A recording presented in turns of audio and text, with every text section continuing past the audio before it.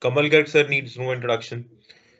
All of us have somewhere kind of direct or indirect link with him in terms of whether reading his books or taking classes from him or taking GMCS sessions from him somewhere or the other, and even our seniors for that matter. So it is our privilege to be hosting him live today on the recent development on BRSR reporting, which has made mandatory by Securities Exchange Board of India for top 1,000 listed companies for financial year 22-23 onwards. This report will go as a part of the annual report by these listed companies, and they also have to mention their initiatives which they'll take on the ESG front. So whenever anything new comes in, it also calls for the new avenues, new professionals, new skill set, brushing up the old philosophies, aligning it with the new advancements in the law. So keeping that in mind, we'll also discuss the opportunities which are there available for the chartered accountants and the chartered accountant firms, for all the professionals in our fraternity. So Kamal Garg sir, thank you so very much for sparing your 1 hour on a Sunday, especially when you're feeling unwell, and that is high on your professionalism, sir. Lot to learn from you here. And thank you so very much once again. Over to you, sir. Thank you, Ishu, and a very good afternoon to each one of you listening me. I'm able to see certain names who are quite close to me. One is Ishu, second is Manpreet Singh, a very close friend of mine. I will say other younger brother. Then I can see Vikas Sharma as well, and many other people who are listening me. The good thing about this session is the very moment it was introduced, it was put to an end. Ishu rightly said 1 hour session, so it was shown as an exit entry also. I will try to cover the session in next 1 hour or so. But before I proceed and share my screen, I have few questions to be asked. And I would request Ishu to pass on the answers to me if somebody answers that way. My first question is whether BRSR, which stands for Business Responsibility and Sustainability Reporting, I emphasize the word sustainability reporting, whether BRSR, which is the new agenda of SEBI LODR, LODR stands for Listing Obligations and Disclosure Requirements, whether this BRSR is having any connection with number one, for example, Ind AS, number second, for example, taxation, number third, for example, CSR, number four, like Ishu is a person from international taxation, very close topic to his heart. So whether BRSR is having any connection with international taxation, whether BRSR is having any connection with vendors, with suppliers, with labor laws, with consumer laws, and many other such things. I will display on the screen, don't worry, but as a matter of ice breaking, this question is pertinent to be asked. Why this question is pertinent? There is a reason. In my past experience, I came across many professionals, and most of the professionals are of the view that BRSR is merely a page filling exercise. But to put it in a very layman sense, in Hindi, I would say, काफी professionals का ये view है, ये नजरिया है कि एक नया फॉर्मेट सेबी ने एनंशिएट किया है, उस नए फॉर्मेट को हमने फिल करके एनुअल रिपोर्ट का पार्ट बना देना है. This is a very big misconception. BRSR is not merely the page filling exercise. जब भी हम अभी आगे बढ़ेंगे, when I will proceed the session further, you will get to learn how BRSR, clause by clause, is interconnected with many other things. Let us take an example for that matter. Ind AS, closely connected. If you go to Companies Act, in Companies Act we do have section 245, class action suits. That class action suit is also closely connected with BRSR. Like if you go to segment reporting is closely associated with BRSR. You must have heard about recycling, reusing, and many other such things. That is also connected. एक छोटा सा example लेते हैं, क्योंकि ईशू जी मेरे को नजर आ रहे हैं, तो मैं इन्हीं से सवाल पूछता हूं, या मनप्रीत तनेजा अगर जवाब देना चाहे तो वो भी जवाब दे सकते हैं ऑन द पैनल. आप एक बड़ी कॉर्पोरेट में हैं, एक बोर्ड मीटिंग आपने ऑर्गेनाइज किया. बोर्ड मीटिंग के दौरान एक एम्प्लॉय का फेयरवेल भी हुआ. So there was a farewell ceremony.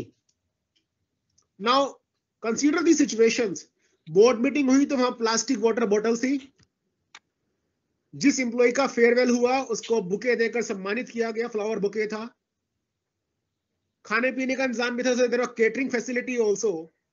Don't you think as a matter of your experience, this water bottle, flower bouquet, catering, this will be having a residuary waste? Now question for you people is, question for the house is, whether this aspect needs to be captured or not in present day BRSR. Issue आपका क्या कहना है? So basically, like you've said, all the components which have been used in the meeting or the farewell will have some residuary, wastage, and it will have a direct impact on the environment. That's needless to say. Everybody knows about it. So definitely, in my opinion, this has to go as a part of the report. Yes, it will go as a part of report. अब वो कैसे जाएगा, कैसे नहीं जाएगा, उसके बारे में बात करेंगे. So you have to go minutely also. But yes, when I say minutely, we have to go minutely, but with all materiality as well. तो materiality factor भी हमें consider करना होगा. And this is the area where opportunities lies for professionals, the chartered accountants, the company secretaries, the cost accountants, the MBAs, the advocates, etc., etc. क्योंकि सभी लोगों का एक synchronized effort होगा. तो मैं अपनी स्क्रीन शेयर करता हूं so that we can discuss in bit detail. Issue please confirm कर दीजिएगा आपको जो स्क्रीन विजिबल हो जाए.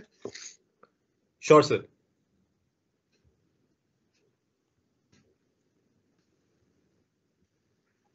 So is my screen visible? Yes, sir. Okay. So the topic given to me is Business Responsibility and Sustainability Report. The acronym for this is BRSR. I would recommend the people to keep your notepad and pen ready. कुछ एक बातें मैं important बताऊंगा जो PowerPoint presentation पर नहीं है, आप उनको नोट कर लीजिएगा. कुछ questions आपके हो, you can ask the questions in the end. So as far as BRSR is concerned, as an ice-breaking scenario, the basic question arises whether the following have connection with BRSR. जितने भी लोग मुझे सुन रहे हैं, आप screen को ध्यान से देखिएगा. Several components are written: investors, Ind AS, directors report, corporate governance norms under SEBI LODR, that is listing obligations and disclosure requirements, external or internal audit, CSR, insider trading. I emphasize insider trading is also the part of BRSR now.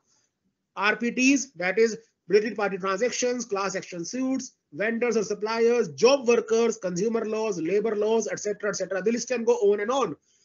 All these boxes, which are the components to be having a connection with BRSR, is nothing but opportunity for professionals. Because you being professionals have to compile the data, have to review the data, and have to integrate the data.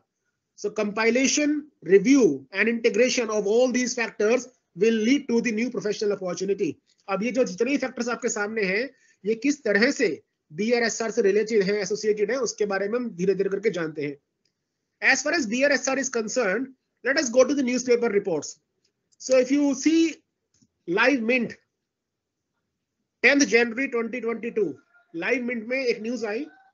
The headline was ESG theme for stocks to accelerate in 2022. ESG stands for Environment, Society and Governance, which now technically is a part of BRSR. आप देखें इस वाली newspaper cutting में मैंने दो चीजों को highlight किया हुआ है. If you see the red boxes, the headline was ESG theme for stocks to accelerate in 2022. Just see the first highlight. The newspaper report stated in India, ESG has seen higher traction in the past year. Companies including Reliance Industries Limited, Ultratech Cement Limited, and Hindalco Industries Limited are investing in green energy and aim to cut their carbon footprint. In the recent year, many asset management companies launched ESG-focused mutual fund schemes in India. However, there are challenges because of lack of standardization of reporting. ध्यान दीजिएगा इस वाले sentence पर. However, there are challenges because of lack of standardization of reporting. So what is the issue here? Companies are focusing upon reporting parameters regarding ESG, environment, society and governance. अब ये ESG कैसे report करते हैं, क्या होता है, वो भी देखेंगे. Now the problem was ESG reporting was required, but there was no standardization. To have this standardization, now what SEBI did, SEBI in May 2021 amended SEBI LODR and regulation 34 sub-regulation 2 clause F was amended, and the concept and the mechanics of BRSR was introduced. BRSR is a set of questions, or I can say it's a questionnaire divided into 3 sections, section A, section B, section C. अभी हम देखेंगे वो तीनों sections को, जिसमें corporates को report करना होगा. अगर आप सेकंड न्यूज कटिंग देखें तो कहा गया stocks in Asia, I emphasize the word Asia. India is also the part of Asia, no? So stocks in Asia with high ESG scores on the MSCI. What is MSCI? MSCI stands for Morgan Stanley Capital International. तो जो MSCI का ESG index है, उसके बारे में कहा गया stocks in Asia with high ESG scores on the MSCI are trading at 40% premium to the stocks with low ESG scores.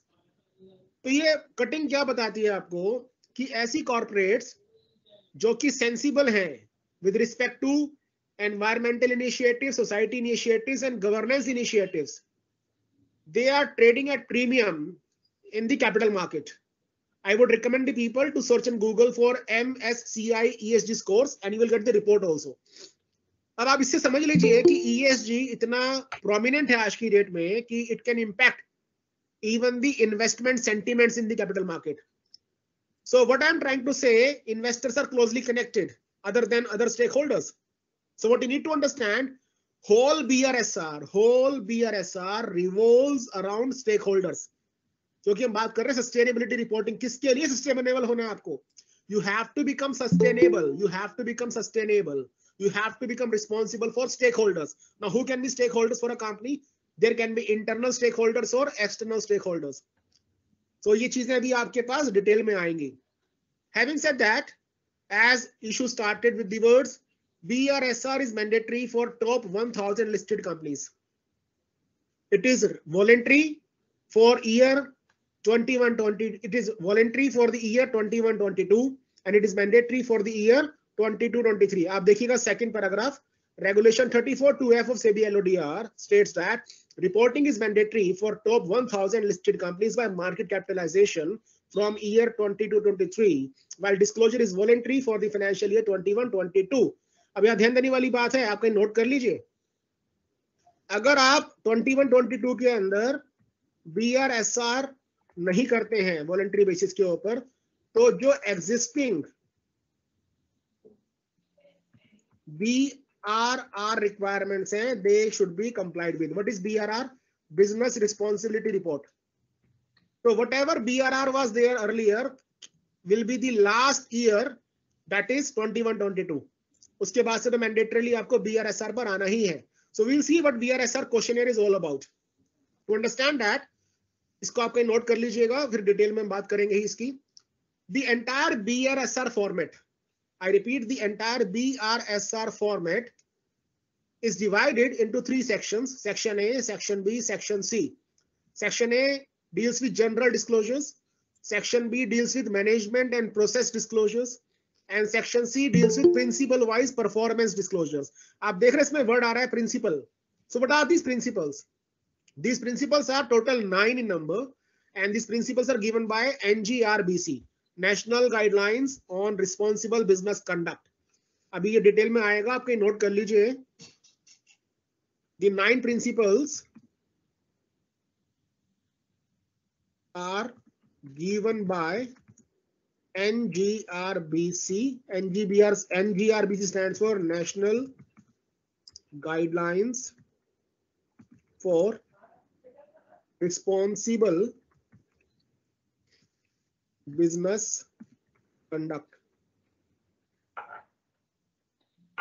BRSR format is based upon such 9 principles.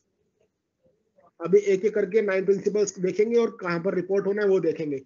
So what you need to understand as professionals, you must be aware of these 9 principles. So जितने भी लोग मुझे सुन रहे हैं, आपके लिए पहला जो स्टेप हो जाता है, पहला स्टेप BRSR फॉर्मेट पढ़ना नहीं है. पहला स्टेप है कि you must be apprised and you must be well informed and educated with respect to 9 principles enunciated by NGRBC, that is National Guidelines for Responsible Business Conduct. Now, having said that, जैसे मैंने बताया आपको कि BRSR format के अंदर 3 sections हैं, section A, section B, section C. Now when I come to section C, we have to give reporting with respect to 9 principles given by NGRBC. Now this reporting under section C is further divided into 2 categories: essential reporting and leadership reporting. Essential reporting is mandatory in nature, leadership reporting is voluntary in nature. Popularly it is known as reporting for the essential indicators and reporting for the leadership indicators respectively. तो अभी essential indicators क्या हैं और leadership indicators क्या हैं अभी आपको देखने को मिलेंगे.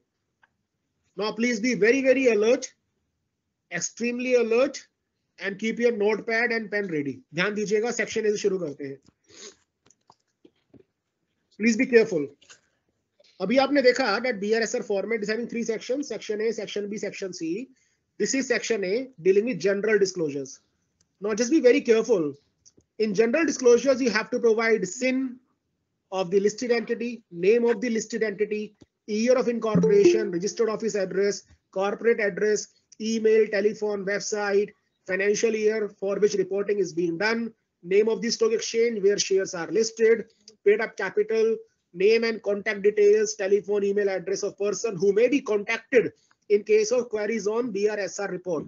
Reporting boundary. Are the disclosures under this report made on standalone basis, that is only for the entity, or on console basis, that is for the entity and all entities which form a part of its consolidated financial statement taken together. Various products and services. The details for these products and services will come out of MGT7 filings. Details of business activities accounting for 90% of turnover. ये दिखने में इतना आसान है लेकिन है नहीं. So I will say this very section requirement is not as easy as you can perceive. Please come back to point number 12. Point number 12. Name and contact details, telephone, email address of the person who may be contacted in case of any queries on BRSR report. I emphasize the words who may be contacted in case of any queries on BRSR report. So I have a question. The question is, when they say the person who may be contacted with BRSR report, can such person be the person responsible for public relation management or media management or both, or can be separately designated?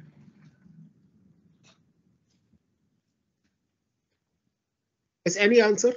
Ishu, can you please help me in passing upon the answers? Sure, sir. तो इसमें कहा गया कि आप उस व्यक्ति का telephone number देंगे. देखिएगा वापस से. Just see point number 12. मैं इसको बड़ा कर देता हूं. Name and contact details of the person who may be contacted in case of any queries on BRSR report. So BRSR report जो कंपनी फर्निश करेगा उसके लिए कोई queries हो तो किससे कांटेक्ट करना है? So it can be public relation management person or media management person or both, or even a separate person can be designated, or CS or compliance officer, or all or any of these. So what is your take? I have changed the question bit. Sir, to my view, I may be incorrect over here. To my view, I think it has to be public relation management officer. So as far as SEBI guidelines are concerned, it is silent about this thing. Okay. But practically and to my experience, it could be any or all of these persons. So जितने भी लोग यहाँ लिखे हुए हैं इसमें से किसी भी एक को आप designate कर सकते हैं. I repeat, किसी भी एक को आप designate कर सकते हैं. In general, my experience had been कि लोग क्या करते हैं, लोग जनरली कंप्लायंस ऑफिसर जो कंपनी सेक्रेटरी होता है उसको डेजिग्नेट कर देते हैं. So it could be the person responsible for media management. It could be the person responsible for public relation management.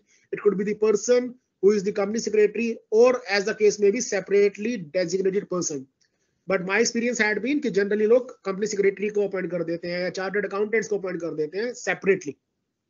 So SEBI rules and norms are silent, so it could be all or any of these. किसी को भी आप इसमें से चुनकर designate कर सकते हैं. So there is one question from Mr. Naresh Kapoor ji.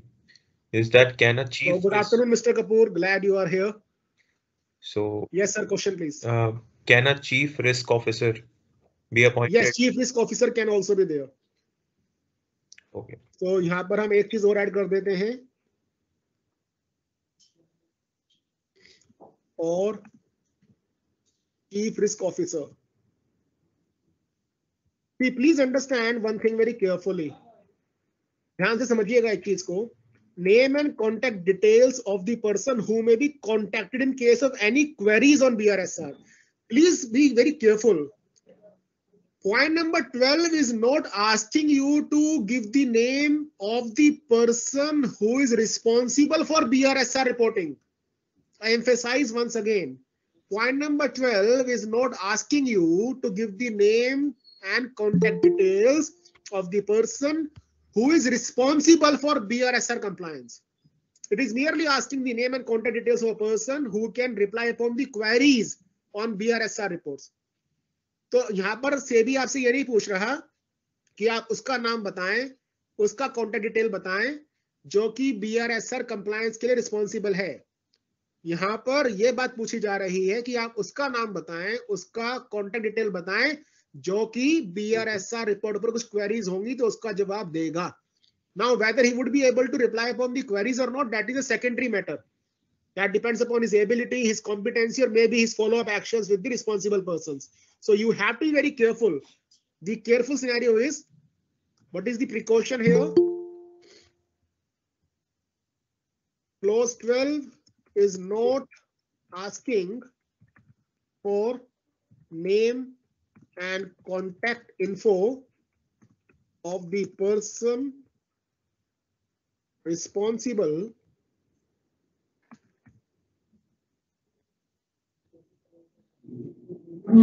for BRSR compliance. तो हमें बड़ा ध्यान से इस चीज को रिपोर्ट करना है. We are not supposed to give the name of person who is responsible for BRSR compliance. What they are requiring, the person who would be replying the queries for BRSR. Next thing, अगला सवाल सुनिएगा. The next question is, say the company is DEF Limited, and on this company BRSR is applicable. It has S1 unlisted, it has S2 unlisted, it has S3 again unlisted. So what I am trying to make here is, let us assume DEF Limited is a listed company and BRSR is applicable.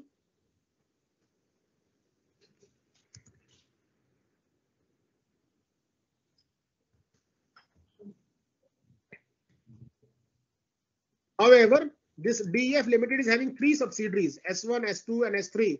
All these 3 are unlisted companies.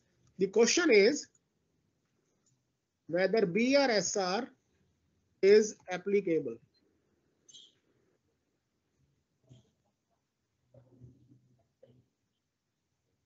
Yes, any answer? So basic question is, if BRSR becomes applicable upon the parent company, whether BRSR automatically becomes applicable on the unlisted companies, whether unlisted subsidiaries automatically will be covered if their parent is covered by BRSR compliance. Yes or no? Issue, any answer is there? No, not as of now, but to my view, yes, it would be, because ultimately it's at the group level. So if it is listed. So subsidiaries automatically. So Harsh Gupta and Parminder Kaur has not answered covered. this query. Mhm. Subsidiary would be applicable. So there are two answers. The answer is no, subsidiary automatically are not covered, but yes, there's a precaution.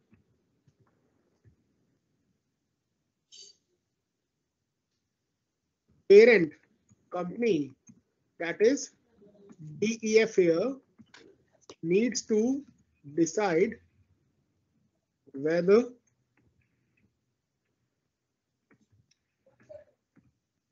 it will give BRSR info on standalone basis or console basis. And this is known as the concept of boundary.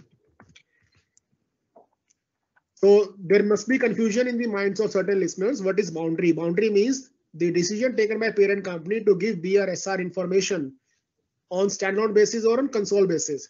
So just see very carefully. Point number 13, reporting boundary. Are the disclosures under this report made on standalone basis, that is only for the entity, or on consolidated basis, that is for the entity and all the entities which form part of consolidated financial statements taken together? So please understand, Regulation 34(2)F, BRSR format section A is not saying that if holding company is covered by BRSR, subsidiaries automatically will be covered by BRSR. What it simply says is, it is the holding company to decide whether in its annual report it will give BRSR on its standalone basis or on consolidated basis. So depending upon that, entire domain of BRSR reporting is vested with the holding company to decide upon the boundary. So I believe this must be clear to each one of you. Two things were critical here. Under clause number 12, we are not supposed to give the name of the person responsible for BRSR compliance. And number second is under clause number 13, the domain to decide upon the boundary, whether to give BRSR on standalone basis or on console basis, vest with the parent company management only. Nowhere section A says that if holding company is covered by BRSR, subsidiary automatically will be covered by BRSR. This clause number 13 again will come back to you when I will discuss section A subsection 6. We are discussing section 1 only here. Now just see second thing, products and services. So you have to provide details of business activities accounting for 90% of the turnover. Earlier in BRR, that is the old version of BRSR, you can say as a layman, business responsibility report. In BRR, top 3 products were required. But here what they are saying, details of business activities which are accounting for 90% of the turnover. So you have to give the format wise disclosure about description of main activity, description of business activity, percentage turnover of the entity. For example, if I take an example here. So like what they are saying, description of main activity. So description could be like FMCG products, Ayurvedic products, and it could be toiletries and so on. So if you take the example of Dabur India Limited, this could be 3 activities and you have to provide the activity along with the description and the percentage of turnover. But what is the condition? That you have to provide details about those activities which are accounting for 90% of the turnover. What is the word used? The word used is turnover. The word turnover is defined in section 2 clause 91 of the Companies Act. So what I need to understand, the caution here is turnover versus total income. Turnover shall be as per Ind AS 115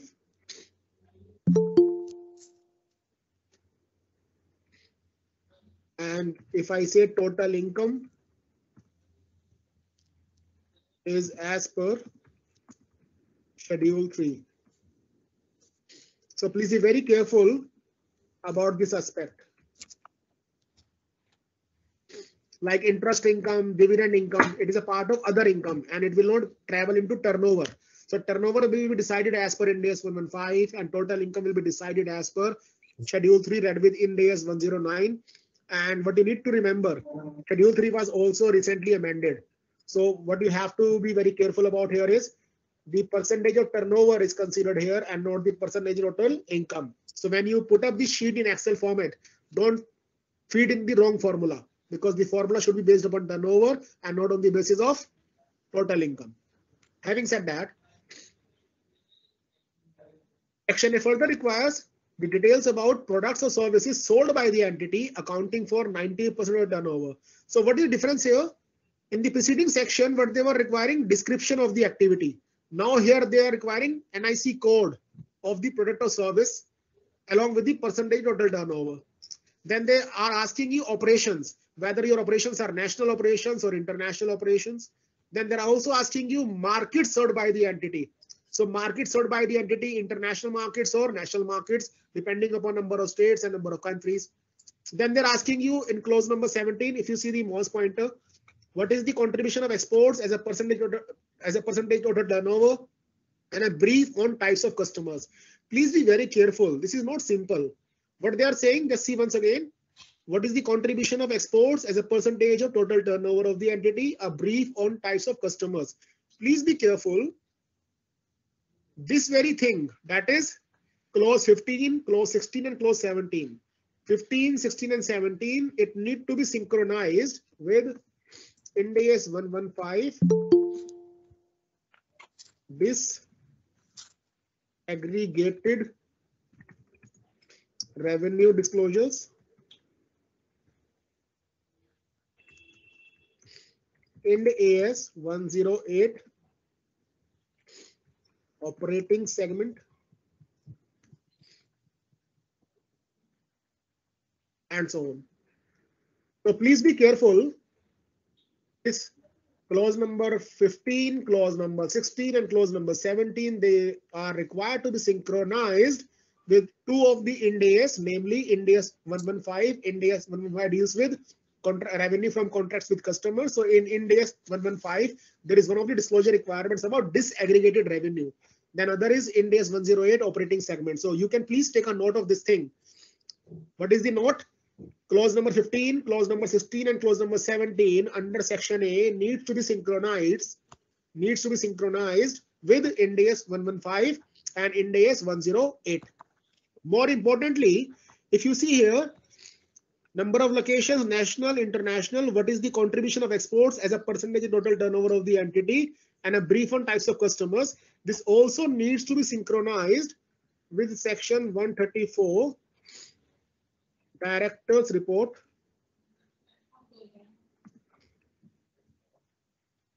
regarding details about Forex earnings.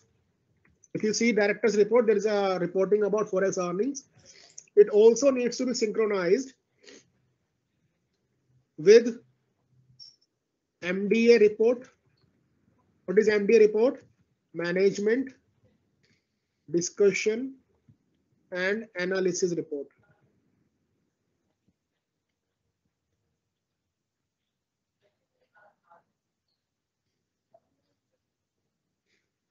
Are you getting this point? So you can take a screenshot also if you wish.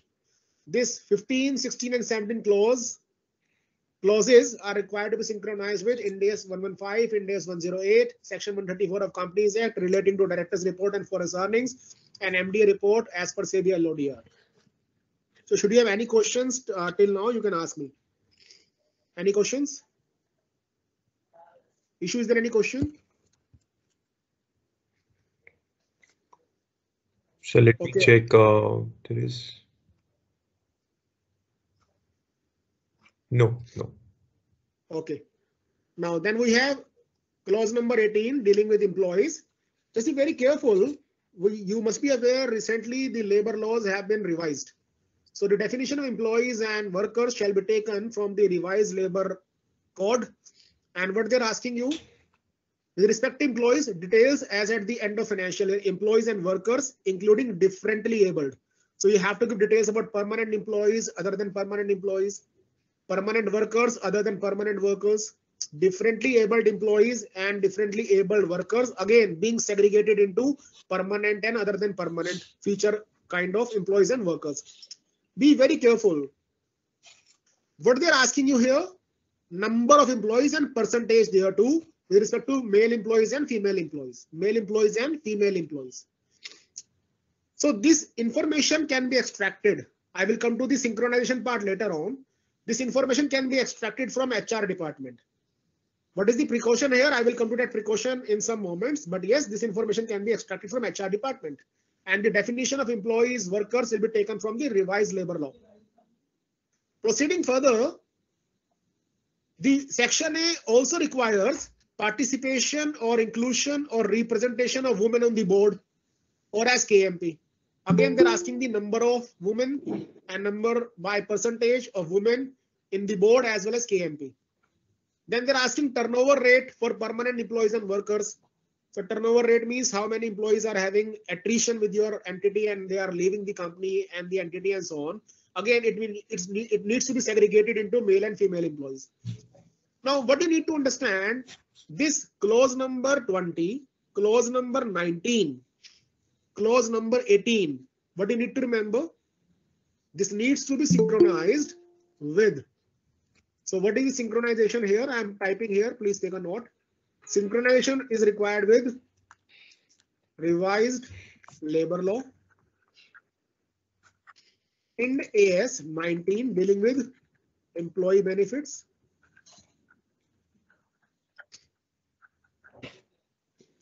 Now there is a question whether any information is required to be given with respect to transgender employees.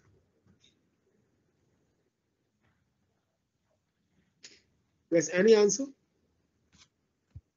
If you see the format here, the format simply says bifurcation of employees into permanent, other than permanent, vis-a-vis male and female category.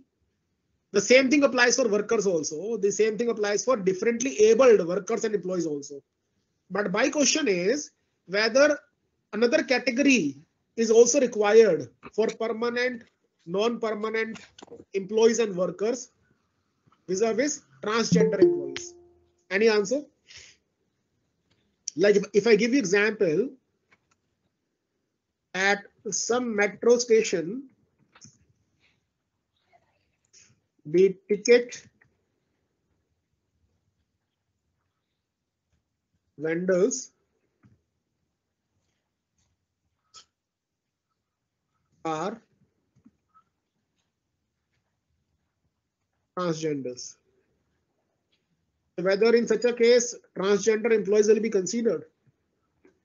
Any answer?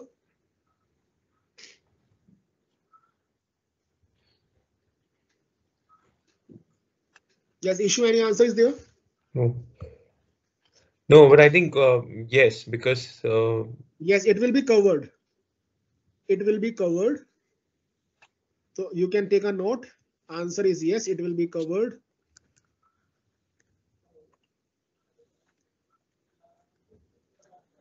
And you must be aware, like nowadays, there is a new concept or new, I should say, salvation. Let me tell you. So you can change this format as per your requirements. And these are known as MX. Like, you know, we used to say Mr., Miss. Now one more category is there and that is known as MX. Now further, it needs to be synchronized with section 149 of Companies Act, regulation 17 of SEBI LODR.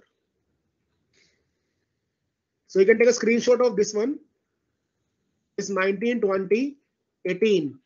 It needs to be synchronized with revised labor law, Ind AS 19, section 149 of Companies Act, regulation number 17 of SEBI LODR.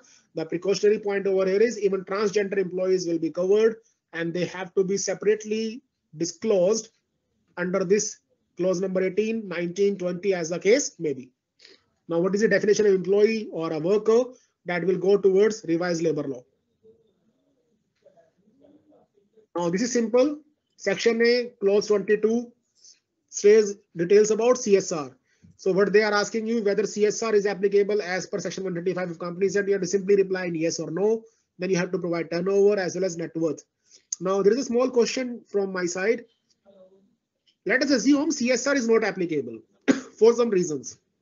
Let us assume CSR is not applicable on the company for certain reasons. If CSR is not applicable, even then, whether turnover and net worth are required to be disclosed or not. Any answer? If CSR is not applicable to the listed entity for some reasons, whether in such a case, turnover and net worth are required to be reported here or not? Yeah, absolutely, yes. I think. Answer is yes. Yeah, yes. So what you need to remember, and it's a precaution also, even if CSR is not applicable on listed entity for certain reasons, I am not going into reasons for that matter, even then turnover and net worth figures are required to be fed over here. Then is clause number 23. Be very careful with the word stakeholder. This is really going to be a challenge for the listed entities. What it says, transparency and disclosure compliances. Here you have to give reporting about complaints or grievances on any of the principles 1 to 9. I told you, there are 9 principles. We'll discuss those 9 principles in summary mode, but for the time being. So if you have received any complaint or grievance on any of the principle from 1 to 9, from whom? From stakeholder group. Now, who can be stakeholders? Stakeholders could be shareholders, employees, workers, customers, value chain partners, communities, investors, etc. If it is so, then what you have to report? Whether you have any grievance redressal mechanism in place or not. Then you have to give numerical data about complaints received, complaints resolved, complaints unresolved, remarks thereto for the current financial year as well as the previous financial year. Now, if you see the words use a stakeholder group, the word stakeholder is very wide. It will include many persons like shareholders, employees, workers, customers, value chain partners, others, and so on. Let us understand what is value chain partners.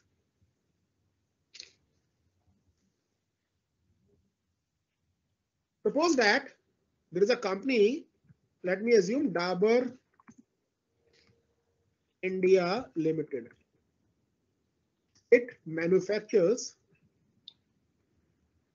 certain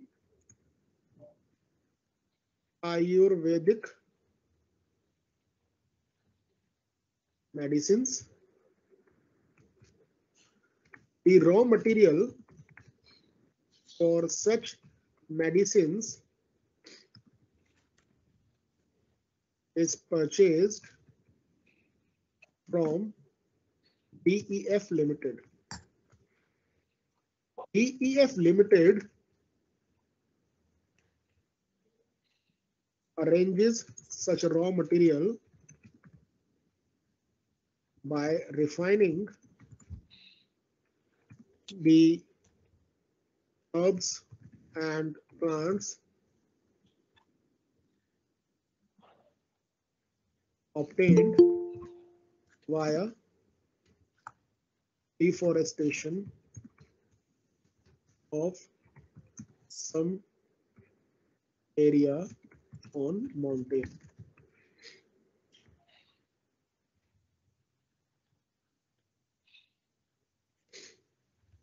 The villagers, or I should not say villagers, the inhabitants on mountain raised this issue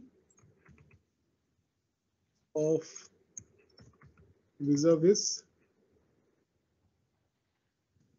DEF before Dabur. Now, question is, who amongst the following is a stakeholder. DEF, villagers, employees of DEF, employees of Dabur. Yes, any answer?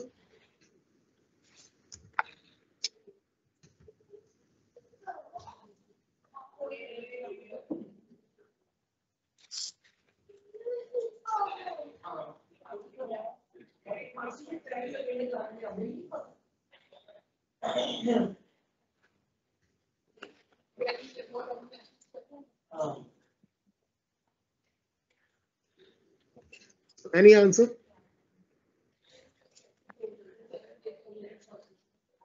This very aspect is a really challengeable issue for the corporates.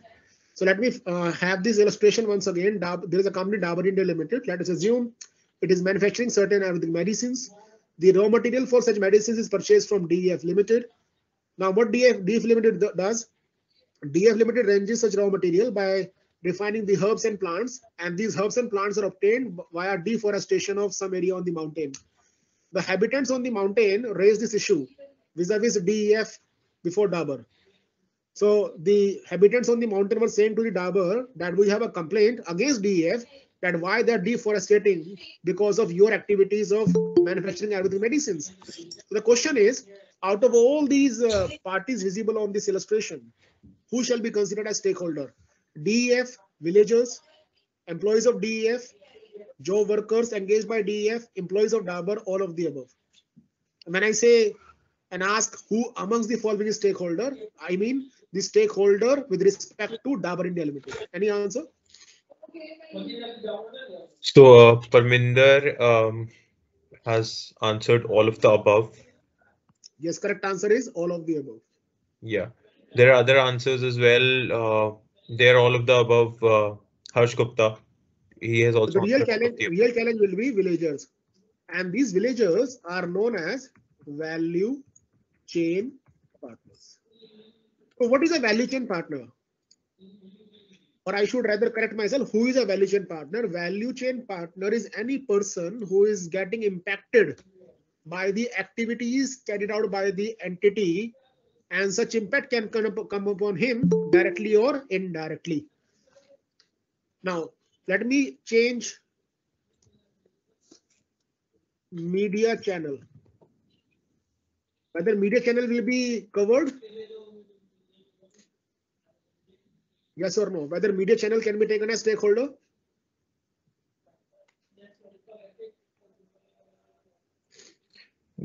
Answer again is yes. I think as a society, everybody Yes, gets concerned into the environmental aspects, and when it's deforestation. Media will also be covered. Now, why it is important?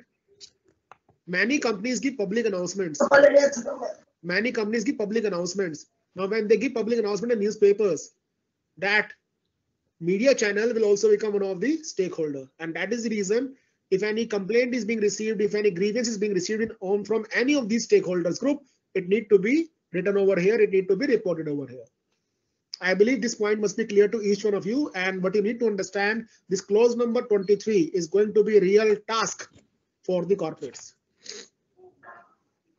Number 24, overview of entities, material responsible business conduct issues. This is the new item which is reportable under general section A. It was not there in BRR. Just be very careful what it is asking. Please indicate material responsible business conduct and sustainability issues pertaining to environmental and social matters that present a risk or an opportunity to your business, rationale for identifying the same, approach to adopt or mitigate the risk along with its financial implications as per the following format. So what they are saying, you have to report material issue which is associated with your business conduct. Whether this issue is throwing upon a risk or opportunity, that you have to tell. Let me take an example to make you people understand. Let us take the same example of Dabur India Limited.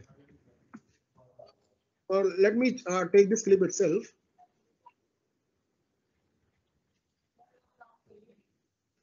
If you see here,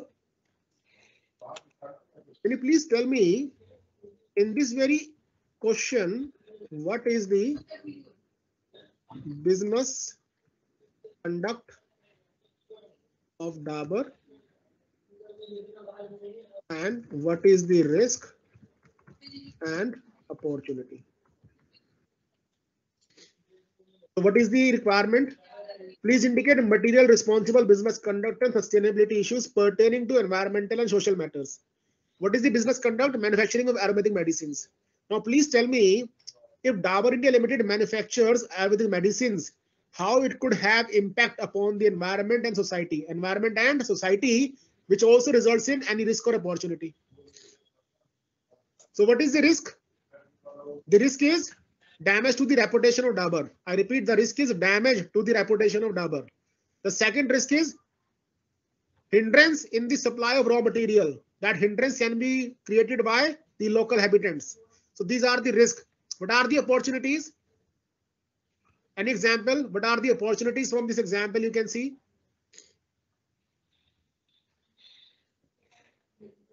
Any opportunity, environmental wise or social wise? The opportunity is job creation.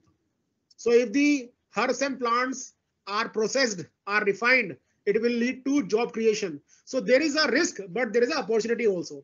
So what I'm trying to say, when you report under this very clause 24, there is a high possibility that certain risks are also coupled with the incidental opportunities, or certain opportunities are also coupled with incidental risk. You have to report both the things over here. That is risk as well as opportunity.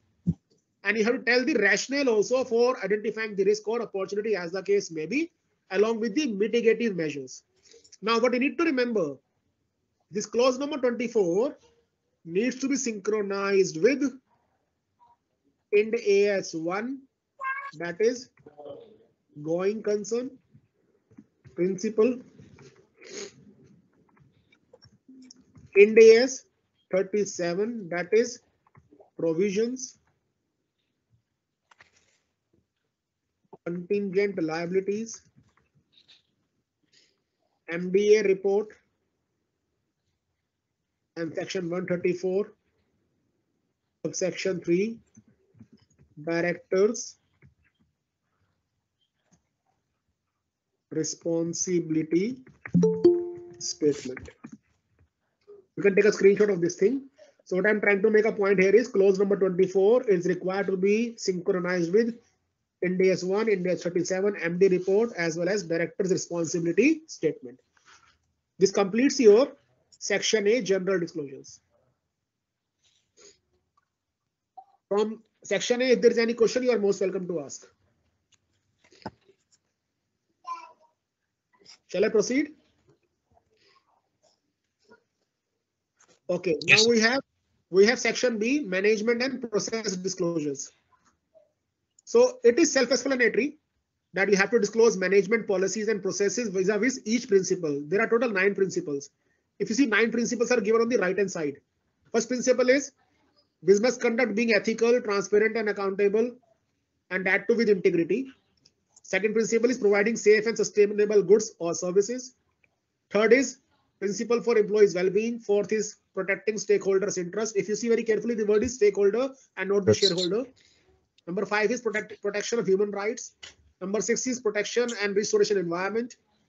Number 7 is the principle regarding policy advocacy in transparent and responsive manner. What is policy advocacy? I will tell you in some moments.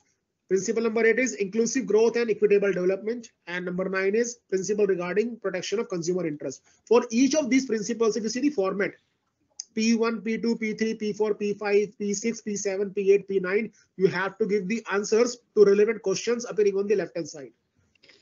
If you see the very first question, I will take first question just for the sake of ice breaking. Rest you can go through on your own. Whether your entity's policy or policies cover each principle and its core elements of NGRBC. So your company must be having several policies like code of conduct, like vigil mechanism, like insider trading, like confidentiality arrangements, like whistleblower policies. All such policies which are there in your company, like one policy is about RPT. All such policies need to be aligned with all these 9 principles. So those policies are required to be aligned with 9 principles, and depending upon that, you have to give answers yes or no, or description as the case may be. The important area over here is this number 8. Just see very carefully.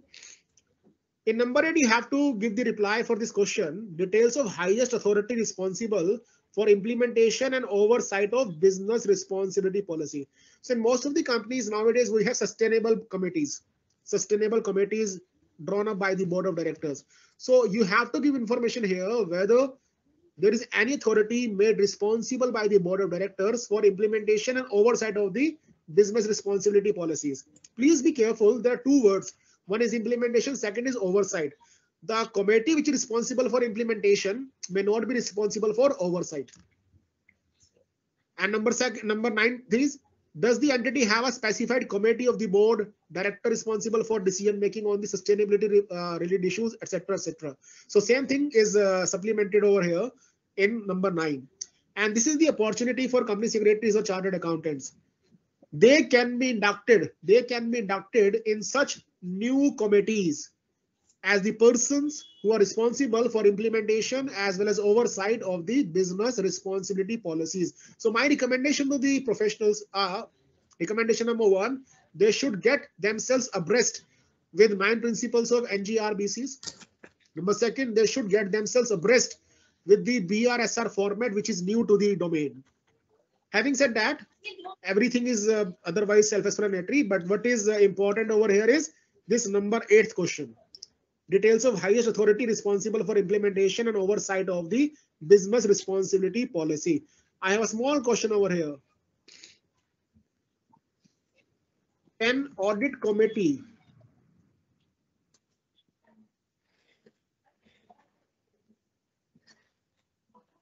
be made responsible for business responsibility policies? Any answer? So Manpreet has answered as yes, it can be. If you say yes, then my question would be whether for implementation or oversight or both. Yes, any answer now?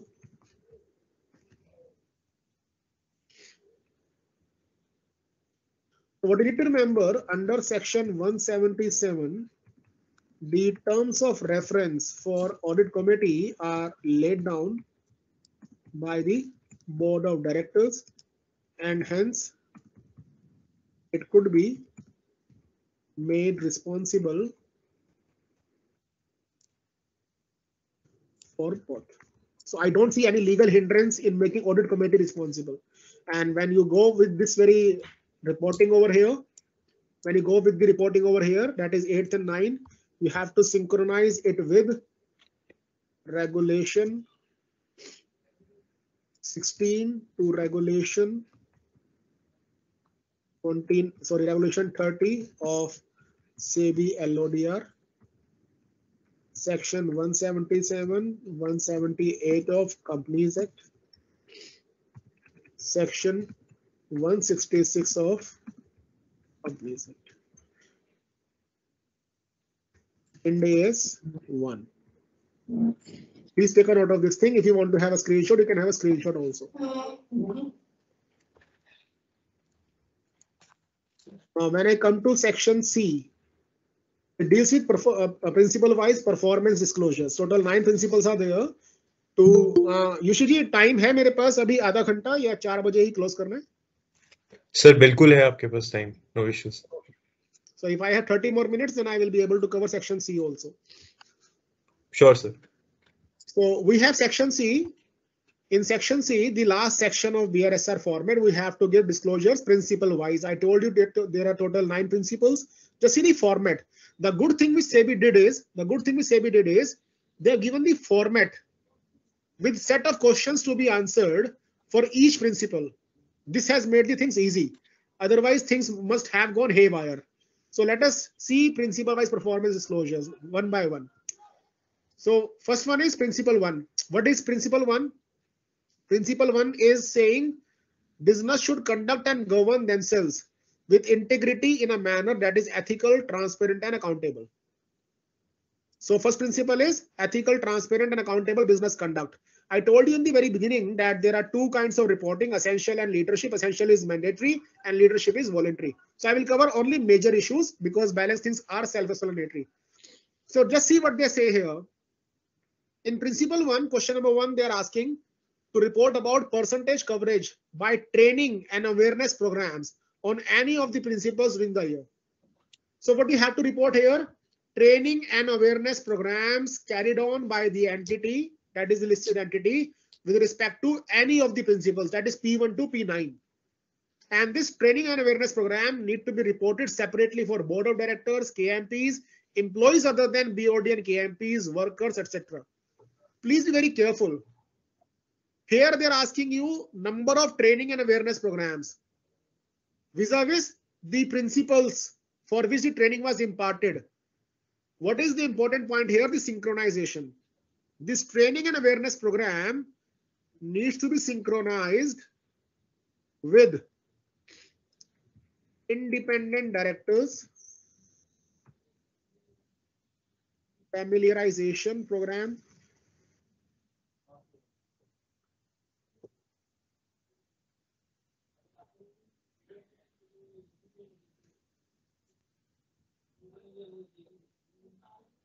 refer code of conduct for IDs under Companies Act. So you have to synchronize over here. Then you have to synchronize it with section 134 of Companies Act regarding performance evaluation of the board of directors. Then you have to synchronize it with POSH, that is Prevention of Sexual Harassment Law, and so on. So you can take a note of this thing. All these things are required to be synchronized because it is all about total number of training and awareness programs held. And is number second requirement of principle one, details of fines, penalties, punishment, award, compounding fees, etc., etc. It need to be reported over here with monetary aspect, non-monetary aspect. So monetary fine and penalty need to be disclosed. Non-monetary punishments also need to be disclosed, like imprisonment and so on. And only those monetary and non-monetary punishments, fines, penalties, etc. are required to be disclosed, which are material in nature. Now, what is materiality? The materiality here will not be taken care of from Ind AS 1. The materiality parameter here will be taken care of from regulation number 30 of SEBI LODR. Now, reporting is easy here because things are self-explanatory, but there is synchronization. What is synchronization here? Synchronization here is you have to sync this with Ind AS 37, para 3, subpara 7, or I should say 8 of CARO 2020 regarding statutory dues. Then you have to synchronize it with section 134 of Companies Act, Director Report, and so on. So this all need to be synchronized with these three things. And if you see here in number 4, does the entity have any anti-corruption or anti-bribery policy? If yes, provide details in brief, and if available, provide a web link to the policy. So please remember, this number 4 is not saying that entity must have anti-corruption policy or anti-bribery policy. It is not saying you must have. It is simply saying if you have any, then provide the brief and provide the web link if this policy is available on the website. Now, this is important for one reason. This is important because it will help you in assessment of internal controls. So if point number 4 is there, this point number 4, point 4 needs to be synchronized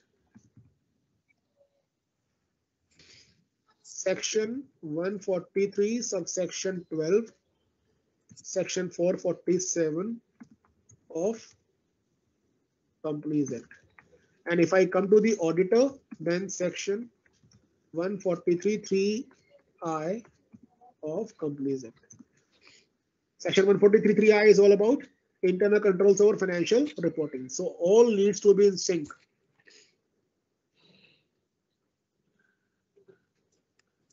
Now just see number 5, number of directors, KMPs, employees against whom disciplinary action was taken by any law enforcement agency for the charges of bribery or corruption.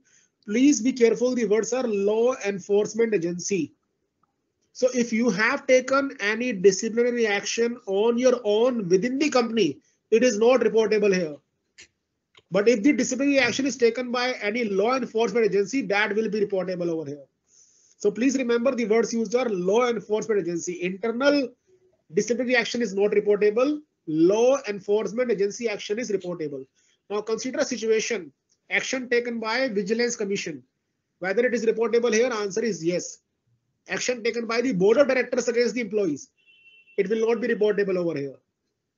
Are you getting my point? So what is important here is by any law enforcement agency. Only that thing will be reportable over here.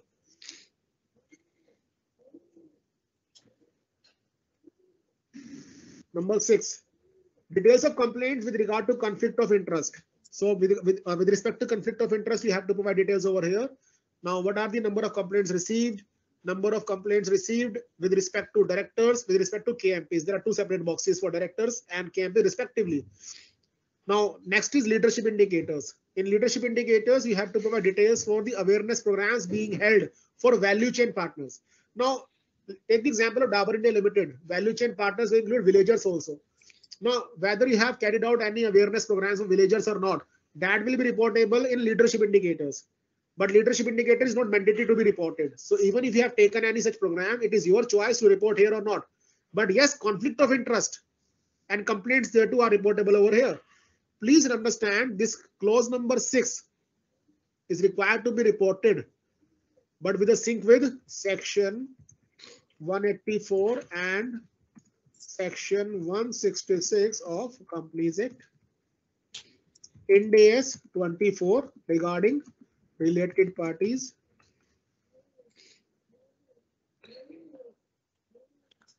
And so on.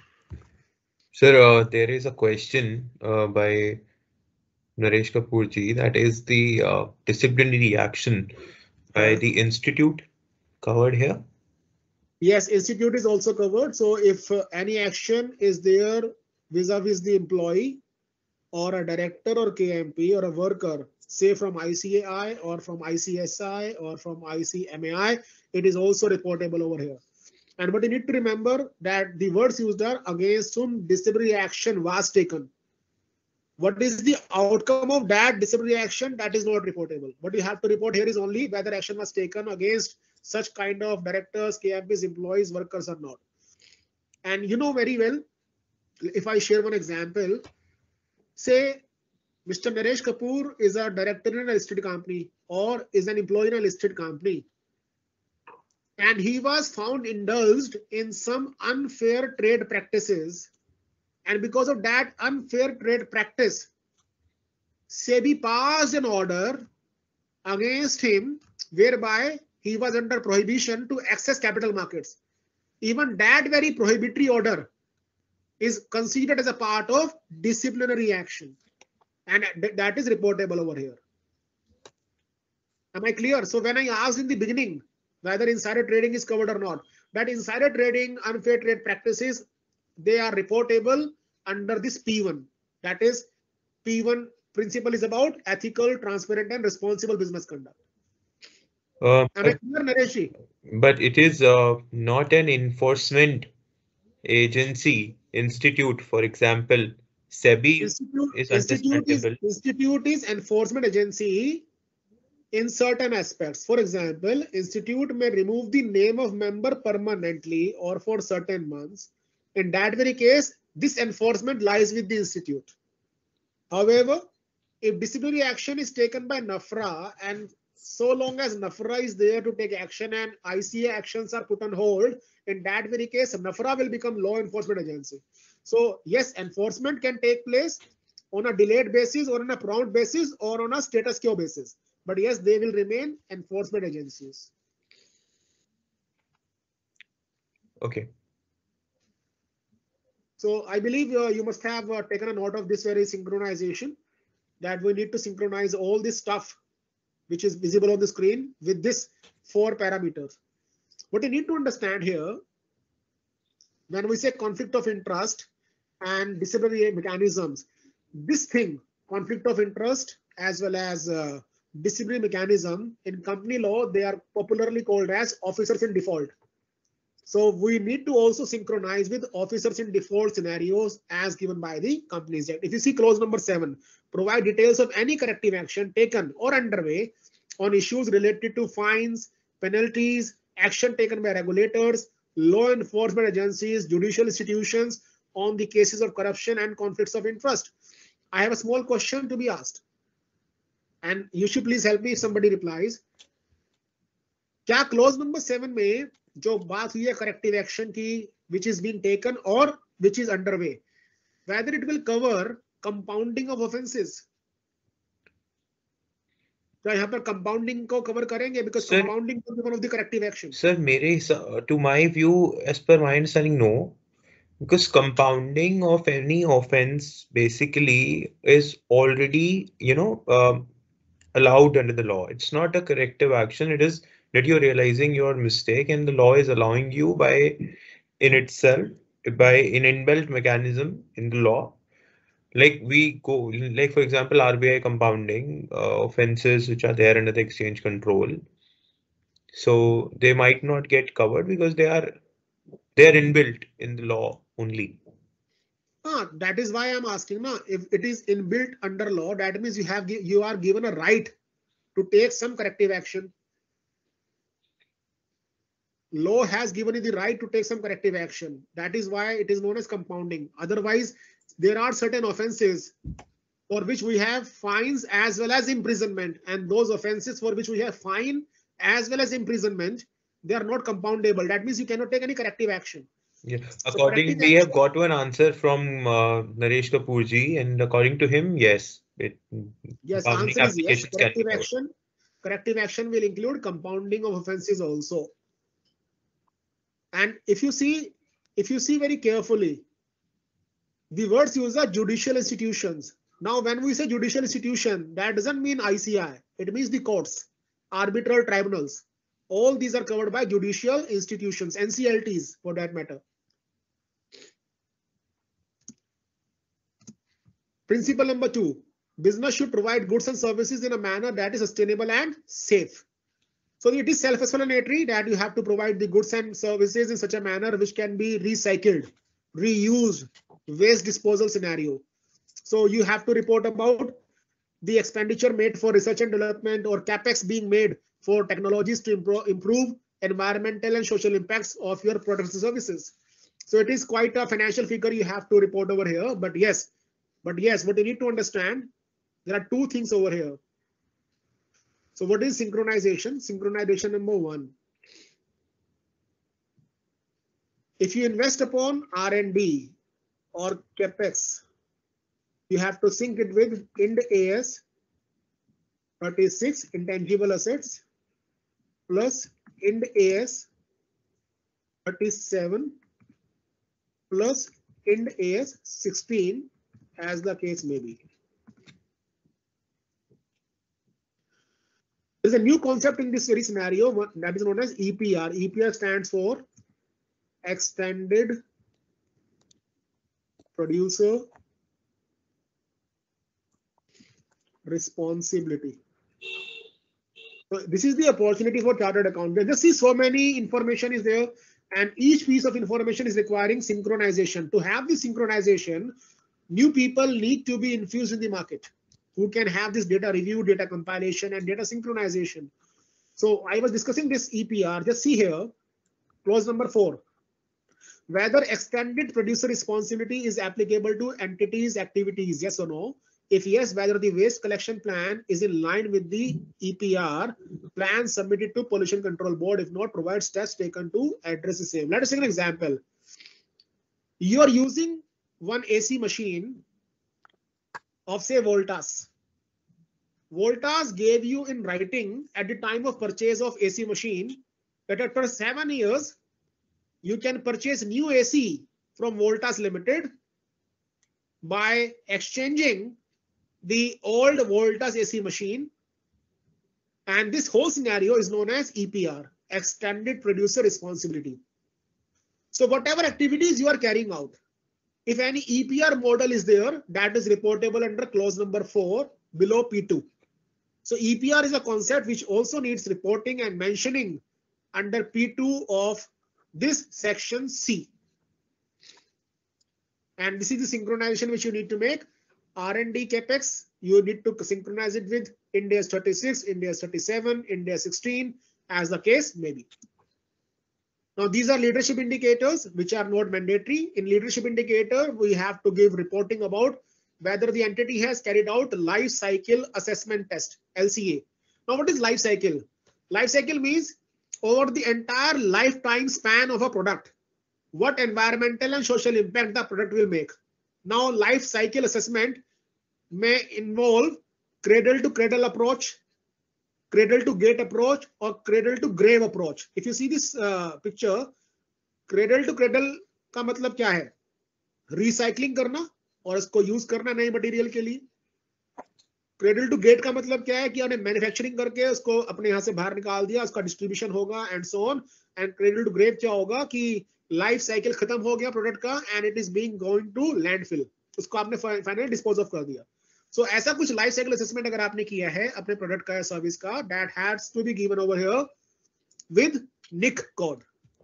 And let me tell you, this information about LCA is at present in leadership category. When I say leadership category, it means that it need not be made on mandatory basis. So in the same way, there are many other disclosures in P2, P3, P4, P5, and so on. So principle number 3 is about well-being of all employees. Now in well-being of all employees, you have to tell how many male or female employees, workers, disabled workers, etc., are being covered for various benefits like health insurance, accident insurance, maternity benefits, paternity benefits, daycare facilities, etc. Please be careful. Please be careful. Under P3, you are not supposed to provide the amount of benefit. You are simply required to provide the percentage of employees covered. You can take a note of this thing. The precaution is under P3, you are not required to give the amount of benefit being given. I repeat, you are not supposed to give the amount of benefit being given. You have to simply report about the percentage and the number of employees being covered by such benefits. And as usual, this very principle 3 needs to be synchronized with Ind AS 19 employee benefits. This is about retirement benefits. So it was health benefits, paternity benefits, and maternity benefits.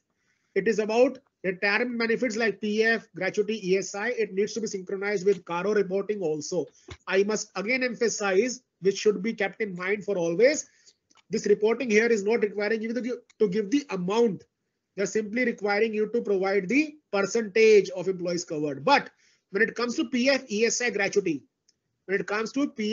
gratuity, along with the percentage and number of employees, they're also requiring one further information. Deducted and deposited with the authority. So whether PF was deducted and deposited, you have to simply reply yes or no. Please remember, they are not asking you the amounts. They are not asking you the amounts. They are simply asking you whether the amount was deducted and deposited or not. This very information also needs to be synchronized with your tax audit report, with your CARO report as well. Because if it is not deducted and deposited as per the due dates given by the law, that is income tax law, then this very expenditure will be disallowed. Then you have to provide the details about accessibility opportunities being provided to the disabled persons, whether their rights have been recognized or not as per the Disabilities Act. Then you have to provide details about permanent employees and permanent workers with respect to retention rate and return to work rate. So when they took paternity leaves or maternity leaves, how many of the employees and workers came back? That rate need to be reported over here. how many employees when they came back were retained by your organization need to be reported over here. So it is simple and self-explanatory. So I will have a pass through over it. This is again a simple scenario, self-explanatory, nothing much to be explained. But yes, P3 is all about employees. Now P4. P4 is all about business should respect the interest and be responsible for its stakeholders. I already told you who are stakeholders. Even media, villagers in my example, they were stakeholders. So you have to give the reporting here, whether you are regular in engaging with the stakeholders so that their interest may be protected and their demands may be responded to. How you have to engage with them, there could be several modes, email, SMS, newspaper, pamphlets, etc. And that will be covered over here. It also says that no stakeholder should be marginalized or should be vulnerable. If there is any stakeholder who is identified by you as vulnerable or marginalized group, then it need to be reported as well in this very category. That is principle number 4. Just see this very way. Stakeholder group and just see this mouse pointer, whether identified as vulnerable or marginalized. So vulnerable could be female employees, like could be one. Then it could be disabled employees. Then it could be people who are having, say, poor command over communication skills. They may be bullied in the organization. So those employees who are, having skepticism towards bullyism would also be covered in vulnerable or marginalized group, and they will be reported over here. So it is again principle 5 that you have to do your business in a manner which respect and promote human rights. So now what are human rights? You can search in Google by searching human rights, and for this purpose you can refer Constitution of India. You can also refer, say for example, National Human Rights Commission reports. So whether human rights are protected or not, promoted or not, respected or not, will be reportable over here. And this reporting again is with respect to number of employees and percentage there too. Amount is also not required. However, when it comes to minimum wages, if you see clause number 2, minimum wages. So minimum wages is also an example of protection of human rights. And that minimum wages are required to be given here in percentage terms. And this minimum wage you can refer to through Google about the minimum wage law. But you need to remember over here, some way you will find principles are overlapping each other. So principle number 5 with respect to human right and reporting with respect to minimum wages may also be synchronized with principle number 3 regarding employees. If you see principle number 3, it was with respect to well-being of employees. So what is the difference between these two? Well-being of employees is considering with respect to various health benefits and retirement benefits. Whereas when we come to protection of human rights and employees, it means that by paying the wages lesser than minimum amount being prescribed, we should not go for any kind of employee exploitation. So when you pay less wages, less than the minimum wages being prescribed, it will lead to exploitation of manpower. And that is why it is covered in human right episode. That is principle 5. So this is again human rights about child labor, forced labor, sexual harassment, discrimination at workplace, wages, others, etc. Having said that, I have a small question to be asked. Let us assume there is a company DEF Limited. Okay. Several candidates were called upon for interviews or job interviews. 2 candidates were not good in spoken English, and hence they were not interviewed and sent back. Whether this is reportable here in principle number 5. Yes, any answer? Principle number 5 is about human rights. तो कुछ लोग आए interview के लिए, उनको अंग्रेजी में command नहीं था, जिसकी वजह से उनका इंटरव्यू नहीं हुआ, उनको वापस भेज दिया गया. तो क्या ये सब चीजें जो हुई हैं DEF लिमिटेड में, जिस पर BRSR एप्लीकेबल है, whether it is reportable under principle 5? We have got answers to the same, and as per Manpreet and Parminder, no. क्यों आपको लगता नहीं है कि अगर उनका इंटरव्यू नहीं हुआ तो उनका ह्यूमन राइट जो था that was hindered, it was not promoted? नहीं, they were given a right to be interviewed. तो इंटरव्यू तो हुआ है, but again they were नहीं, not. देखो ना लिखा है has they were not interviewed.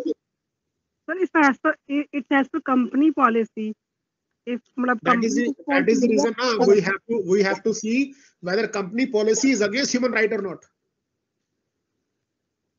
तो सर क्राइटेरिया होगा, क्राइटेरिया में अगर स्पोकन इंग्लिश मतलब किसी प्रोफाइल के लिए अगर स्पोकन इंग्लिश चाहिए। अब जैसे बच्चे सीए करते हैं, एक सीए की रैंक है, एक को अटेम्प्ट्स लगे हुए हैं, और जिसको अटेम्प्ट्स लगे उसको कहा जाए कि आपका इंटरव्यू नहीं लेंगे हम, वापस चले जाइए, तो आपको लगता है कि ठीक है कंपनी ने पॉलिसी अच्छी है कंपनी की? No sir. क्यों? क्योंकि अब आपके ऊपर बात आ गई, इसलिए हमें क्या देखना होगा कि जो कंपनी की पॉलिसी है, मेरे को भी अटेम्प्ट्स लगे हैं तो आप इसको अदरवाइज ना लीजिएगा, जब एग्जाम्पल के लिए मैंने बताया, हमें ये देखना है कि कंपनी की पॉलिसी कुछ भी हो, whether that policy is in line with protection and promotion human rights. तो कंपनी की policy something which is written in white paper with black ink or blue ink or red ink, that will not make it a rule of law. When I say human rights need to be adjusted as per the constitution, and whatever constitution says, there should be no discrimination. The constitution further says discrimination should not be there, but there can be intelligible differentia. Intelligible differentia kaise ho gaya? For example, reservation to the minorities, it is allowed as per constitution, but on the basis of creed, religion, language, if any kind of issue is being promulgated by the entities, it may lead to infringement of human rights and hence will be reportable in P5. So हमें बड़ा ध्यान देखना होगा, जो हमारे recruitment agencies हैं, ध्यान दीजिएगा मैं जो बात बोल रहा हूँ, जो हमारे रिक्रूटमेंट एजेंसीज हैं, मान लीजिए कंपनी है डीएफ लिमिटेड, डीएफ लिमिटेड ने XYZ लिमिटेड को एंगेज किया कि आप हमारे लिए मैन पावर रिक्रूट करो, तो जो XYZ लिमिटेड है जो आपके लिए मैन पावर रिक्रूट करेगा, XYZ लिमिटेड क्या हो जाएगा आपके लिए? Value chain partner. और जो वैल्यू चेन पार्टनर ने उसने क्या किया? उन लोगों का इंटरव्यू लेने से मना कर दिया जिनको अंग्रेजी नहीं आती थी या अंग्रेजी में हाथ तंग था. In that very case, it is reportable over here because it is nothing but others please specify. What is other please specify? Discrimination on the basis of language barrier. मेरी बात क्लियर होती है? इशू एंड जो दूसरे व्यक्ति थे जिन्होंने अभी मुझसे बात की, तो हमें ह्यूमन राइट्स को समझने के लिए कंपनी की पॉलिसी देखनी है, लेकिन साथ में देखना है whether company policy is within the four corners of our constitution or not. तभी यहाँ पर देखिए दो बड़े छोटे से बट खूबसूरत से शब्द हैं. Business should respect and promote. Respect and promote. Okay, तो ये जो चीज है ना, जैसे चार्टर्ड अकाउंटेंट्स हो या कंपनी सेक्रेटरीज हो या कॉस्ट अकाउंटेंट्स हो, तो BRSR कंप्लायंस में जब जाएंगे तो ये चीजें बड़ी मायने रखती हैं. एंड जब भी मैंने शुरू में बात बोली, जब हमने शुरू किया, it is not merely the page filling exercise. एक एग्जांपल और लेते हैं जो बड़ी आम बात है आज के जमाने में. Let us take a situation. Issue ने एक मीटिंग ऑर्गेनाइज करी. इशू जो है डायरेक्टर है DEF लिमिटेड के. एक मीटिंग इन्होंने बुलाई और मीटिंग में मुझे इनवाइट किया गया. मीटिंग मान लीजिए रखी इन्होंने 11 बजे की. मैं 11 बजे शार्प मीटिंग के लिए पहुंच गया, लेकिन मीटिंग को शुरू होने में इशू जी ने 2 घंटे लगा दिए और 2 घंटे तक इशू ने मुझसे मुलाकात नहीं की. So question arises, in that very case, whatever delay has been caused, whether that delay is nothing but a violation of principle 5, yes or no? तो मीटिंग करने में अगर अनरीजनेबल डिले हुआ, can we say it is not a respect to the human right of Kamal? हाँ जी, issue जी आपका क्या कहना है कि मीटिंग आपने लेट कर दी? What it is not respect of the time of Mr. Kamal. Time of a person, and that is nothing but it is a disrespect of a human right. अब हमें यहाँ पर बस ये देखना है कौन सी ऐसी चीज है जो ह्यूमन राइट के अगेंस्ट है, प्लस क्या जो चीज अगेंस्ट है वो कंपनी के लिए मटेरियल है कि नहीं. अभी आपने देखा होगा, just for the sake of example, I am taking this hypothetical situation on this program. अभी देखा होगा लेंसकार्ट का इशू हुआ, लेंसकार्ट का तो सबने देखा होगा ना, शार्क टैंक का जो हुआ था कि ये कहा गया सीए से दूर रहो, जो ये काफी चला एक हफ्ते से। मान लीजिए कंपनी होती shark tank limited, listed company, BRSR इस पर एप्लीकेबल होता, तो क्या P5 में ये रिपोर्टेबल होता?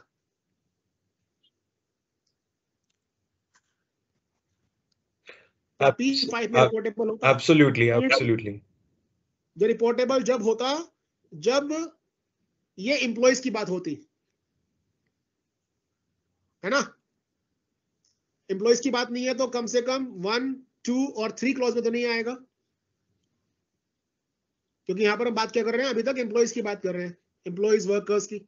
बट ये वाली बात कहां रिपोर्टेबल हो जाती? स्टेक होल्डर्स, P4 में रिपोर्टेबल हो जाती। Are getting my point? So what I am trying to say कि each of the principles में you will find interrelated, किसी ना किसी प्रिंसिपल में तो रिपोर्टिंग होगी ही होगी। अब वो रिपोर्टिंग कहाँ करनी है, इसका प्रोफेशनल जजमेंट लेने का काम भी तो चार्टर्ड अकाउंटेंट्स का है, प्रोफेशनल्स का है। Getting my point?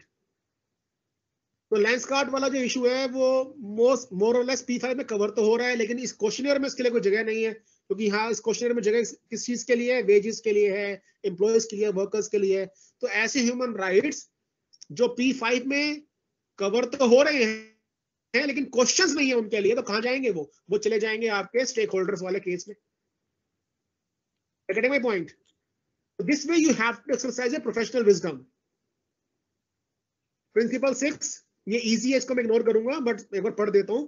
Business should respect and make efforts to protect and restore the environment. यानी कि आपको जो अपना प्रोडक्शन करना है, मैन्युफैक्चरिंग करना है, वो ऐसे करना है कि जो भी एनर्जी आप कंज्यूम करते हैं, जो ये वाटर आप कंज्यूम करते हैं, उससे एनवायरनमेंट का नुकसान ना हो, और अगर नुकसान होता है तो आपको रिस्टोर करना पड़े, रिस्टोर कर पाए। तभी देखिए यहाँ पर डिस्क्लोजर किस चीज के, electricity consumption, energy intensity per unit of per rupee of turnover, and similarly we have water consumption. Water के अंदर हमारे पास क्या क्या आ जाएगा, सरफेस वाटर आ गया, ग्राउंड वाटर आ गया, थर्ड पार्टी वाटर आ गया, सी वाटर आ गया, etcetera etcetera. So water consumption हुआ या कुछ ग्रीन हाउस गैस एमिशंस हुए, उसकी रिपोर्टिंग यहाँ पर होगी। So I will skip this thing because it is not that much difficult, but yes one thing is certain, it needs to be synchronized. It needs to be synchronized with section 134 of Companies Act। Directors report की बात करते हैं यहाँ पर हम। Director report के अंदर आपको पता हो एक इसका डिस्क्लोजर जाता है, और डिस्क्लोजर क्या है आपका, एनर्जी कंजर्वेशन मेजर्स के ऊपर। तो जो एनर्जी कंजर्वेशन का वहां पर डिस्क्लोजर जाता है बोर्ड रिपोर्ट के अंदर, that needs to be synchronised with this very whole episode under P6। Sorry for this spelling mistake.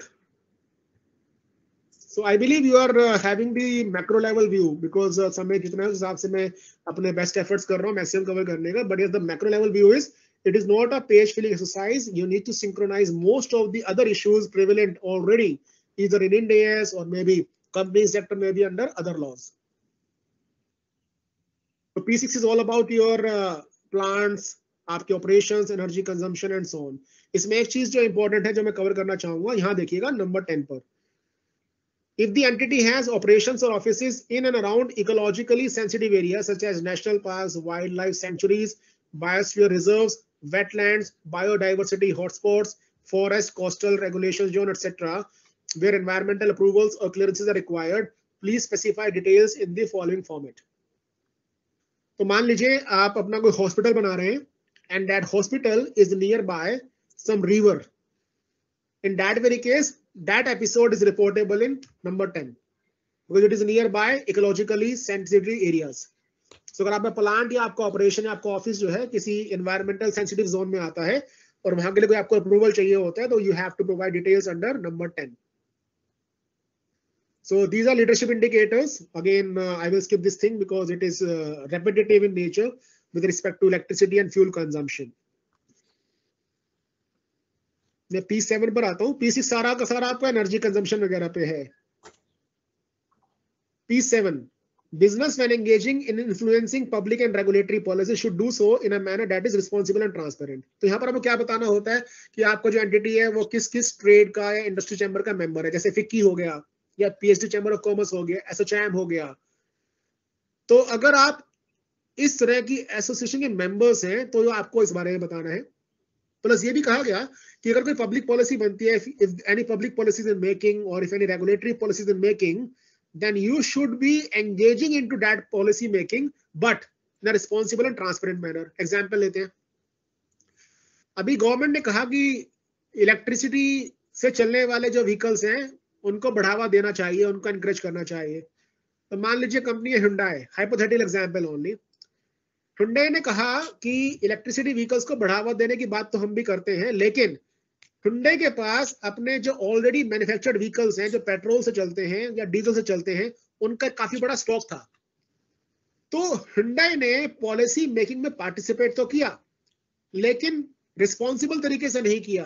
Policy के अंदर अपने वो इनपुट्स दिए जिसकी वजह से जो इलेक्ट्रिसिटी व्हीकल्स हैं उनको बढ़ावा इमीडिएटली ना मिलके कुछ समय के बाद मिला, ताकि Hyundai के जो ऑलरेडी एग्जिस्टिंग व्हीकल्स हैं पेट्रोल वाले वो क्लियर हो सके, वो बिक सके। So what I am trying to say, if you are participating in policy making with a hidden agenda that first my interest should be looked after, in that very case it will be against principle number 7 and that need to be reported under principle 7 episode. So यहाँ पर खास ध्यान रखना है आपको, कोई भी policy बनती है सरकार की या पब्लिक की बनती है कोई पॉलिसी, उसमें आप पार्टिसिपेट करते हैं तो कोई आपका हिडन एजेंडा ना हो। आपको पब्लिक एट लार्ज के बारे में सोचना है, नेशन एट लार्ज के बारे में सोचना है, उसके हिसाब से आपको पार्टिसिपेट करना है। मान लीजिए एग्जाम्पल एक और लेते हैं, सरकार ने कहा कि मान लीजिए एग्जाम्पल एक्साइड बैटरीज, सरकार ने कहा कि अब से कोई भी जो लीड बैटरीज है वो यूज नहीं करेगा, lead batteries will be discontinued. So lead batteries are discontinued, तो इसके लिए एक्साइड वालों से इनपुट्स मंगाए गए। एक्साइड ने कहा कि नहीं, लीड बैटरीज को डिसकंटिन्यू नहीं करना चाहिए। So there was a hidden agenda. सरकार कह रही थी सोलर पैनल्स को यूज करो, लेकिन एक्साइड ने मना करा। क्यों मना किया? बिकॉज उसका बड़ा हिडन एजेंडा, उसका बिजनेस बंद हो जाएगा। So in that very case the battery association of India अगर पब्लिक पॉलिसी में पार्टिसिपेट करती है लेकिन गवर्नमेंट का साथ नहीं देती है, it will not be said that this Exide battery person is responsible and transparent. So there must not be any hidden agenda. अगर कुछ ऐसी बात थी तो उसको आप यहाँ पर रिपोर्ट करेंगे प्रिंसिपल नंबर 7 में। Then principle number 8 is it should promote, यानी that means business should promote inclusive growth and equitable development. आजकल कहते हैं ना, सबका साथ सबका विकास, सबका साथ सबका विकास। The mantra given by present day government is nothing but principle number 8. should promote inclusive growth and equitable development. तो आपने क्या किया, कोई प्रोजेक्ट लगाया या प्रोजेक्ट लगाने वाले हैं, उस प्रोजेक्ट्स का सोशली कितना इंपैक्ट आता है उसके बारे में जानकारी आपको यहाँ पर देनी है। जैसे लैंड एक्वायर किया, सो जब कंपल्सरी लैंड एक्वायर किया जाता है और उसके बदले जो कॉम्पेंसेशन दिया जाता है, that is nothing but social impact assessment, and this social impact assessment is a part of your inclusive growth and equitable development. तो आपको क्या बताना है यहाँ पर कि क्या आपने सोशल इंपैक्ट असेसमेंट करवाया था कि नहीं करवाया था अपने प्रोजेक्ट से रिलेटेड। अगर आपने सोशल इंपैक्ट असेसमेंट करवाया था तो उस प्रोजेक्ट से कितनी फैमिलीज अफेक्ट हुई हैं, किस स्टेट में अफेक्ट हुई हैं, किस डिस्ट्रिक्ट में अफेक्ट हुई हैं, और उनको आपने कितना मुआवजा दिया। That is reportable over here. If you see point number 2, amounts paid to the PAFs. What is PAF? Project affected families. So it is nothing but सबका साथ सबका विकास kind of scenario in principle number 8। Same thing will be propelled over here. मैं यहाँ पर point number 4 पे बात करना चाहूंगा। इन principle number 8, one of the reporting disclosure requirement is percentage of input material source from various suppliers, total inputs by value. तो आपने कौन कौन से रॉ मटेरियल्स ऐसे हैं जो सप्लायर से सोर्स आउट किए हैं, वो सप्लायर्स को आपने बाइफर्ड करना है। किसमें बाइफर्ड करना है? MSME suppliers, small suppliers and the raw material source directly from with in the district and neighbouring district. So MSME से आपने कितना माल खरीदा, कितने इनपुट्स लिए, बाकी जो स्मॉल प्रोड्यूसर्स हैं उनसे कितना माल लिया, उसके बारे में आपको यहाँ पर बात करनी है। So it needs to be synchronised. It needs to be synchronized with, just give me a moment. आप में से काफी लोगों ने सुना होगा एक कॉन्सेप्ट आता है पब्लिक प्रोक्योरमेंट ऑर्डर और PPSCs। तो सेंट्रल पब्लिक सेक्टर एंटरप्राइजेस के लिए मैंडेटरी है कि कम से कम 25% 25% input must be acquired from SME enterprises. So this is nothing but this is nothing but your principal number 8। तो पॉइंट नंबर 4 में इसको सिंक्रोनाइज करना होगा आपने। And lastly principle number 9, business should engage with and provide value to their consumers in a responsible manner। तो कोई competition law में case हुआ, उसकी रिपोर्ट यहाँ पर आपको देनी है। आप देखते हैं कि आप अपने कंज्यूमर्स के लिए कितना रिस्पॉन्सिबल है वो बताना है। जैसे एग्जांपल के लिए आप कोई वाटर बोतल लेकर आते हैं तो उसके पीछे एक सिंबल बना होता है recycle. So it is nothing but that you are responsible to the consumers. आप कंज्यूमर को बता रहे हैं, इन्फॉर्म कर रहे हैं कि जो मेरा प्रोडक्ट है वो एनवायरमेंट फ्रेंडली है। ऐसे ही आप देखते हैं कुछ आप खाने पीने की चीज खरीद के लाते हैं तो उस पर लिखा होता है रेड से निशान लगा होता है, ग्रीन से निशान लगा होता है, red and green symbol, non veg और veg. It is nothing but that you're responsible towards the consumer. So all these things are reportable over here. And what you need to understand, just point number 2 को आप देखिएगा, turnover of products or services as a percentage of turnover from all products or services that carry information about. तो आपके जितने भी manufacturing products हैं या services हैं जो आप रेंडर करते हो, उसमें से कितना परसेंटेज है जो कि ऐसी इंफॉर्मेशन को कैरी करता है। कौन सी इंफॉर्मेशन को? Environmental and social parameters, safe and responsible usage, recycling and oblique और सेफ डिस्पोजल। तो जैसे मैंने एग्जांपल लिया वाटर बोतल का या वेज नॉन वेज के डिस्टिंक्शन का and so on, that is reportable over here. आजकल आप जोमेटो से या स्विगी से जब खाना ऑर्डर करते हैं तो वहां लिखा आता है ना, ग्रीन से निशान बना होता है कि Covid safe, Covid protocols being followed. That is nothing but responsible towards the customers और कंज्यूमर्स। तो आपको वहां पर ये रिपोर्ट करना है। फिर आजकल एक बड़ा चलता है डेटा ब्रीचेस होते हैं, डेटा प्रिवेसी ब्रीचेस होते हैं। सो कस्टमर का डेटा कितना सिक्योर है, कोई डेटा प्रिवेसी ब्रीच हुआ है कि नहीं हुआ, कोई अनफेयर ट्रेड प्रैक्टिस किया है कि नहीं किया, उसके बारे में भी आपको इन्फॉर्मेशन देना है नंबर 3 के अंदर। कोई कंप्लेंट आपको मिला हो respect to this thing, that is reportable here. जैसे एडवर्टाइजिंग की बात करें, आजकल आप मिनिस्ट्री ब्रॉडकास्ट को कंप्लेंट डाल सकते हो about certain bad ads, certain unfavorable advertisements in your professional wisdom. So that is covered over in principle number 9. एक छोटा सा एग्जांपल लेते हैं, सर बताइएगा, फिर इसको रैप अप करते हैं। So मान लीजिए you are a bank or let us say you are a real estate developer. You have delayed in delivery of homes to the customers.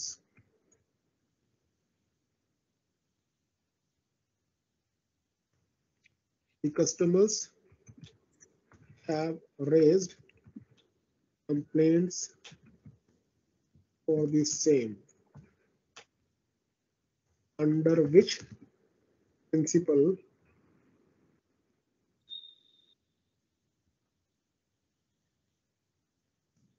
the above is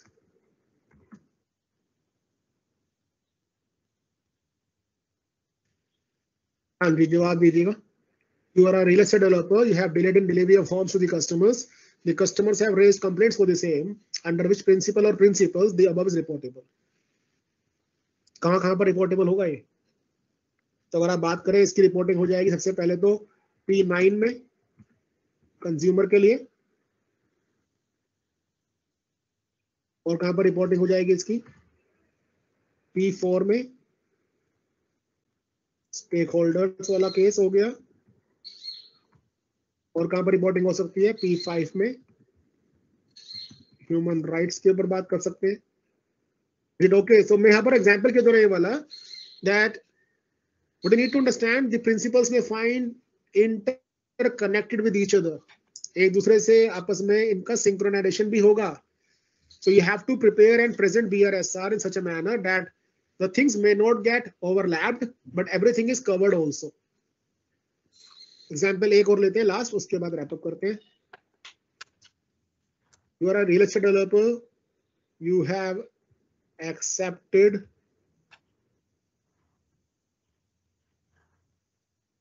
public deposits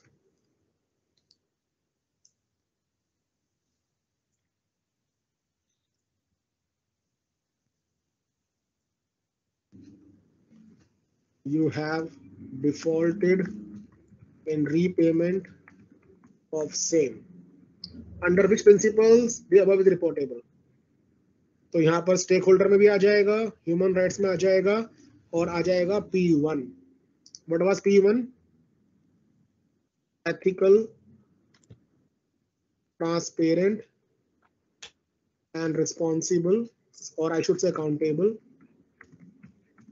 business conduct.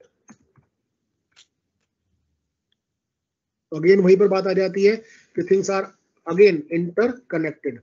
सो एक सवाल जहां से शुरू किया था वहां पर वापस आते हैं. मैंने ईशू जी से एक सवाल पूछा था. ईशू जी, हम अब लास्ट क्वेश्चन पे हैं, फिर रैप अप करेंगे. तो आपके लिए सवाल है ईशू जी, आप इंटरनेशनल टैक्स में बड़ा काम करते हैं और अच्छा ज्ञान भी रखते हैं, तो आप थोड़ी सी मेरी मदद कीजिए. बताइए कि जो आपका इंटरनेशनल टैक्सेशन है, चाहे वो डबल टैक्सेशन अवॉइडेंस एग्रीमेंट्स हो, चाहे वो सेक्शन 90, सेक्शन 91 के रिलीफ हो, या एडवांस प्राइसिंग एग्रीमेंट्स हो, ये जो चीज है ये किस प्रिंसिपल में कवर होगी?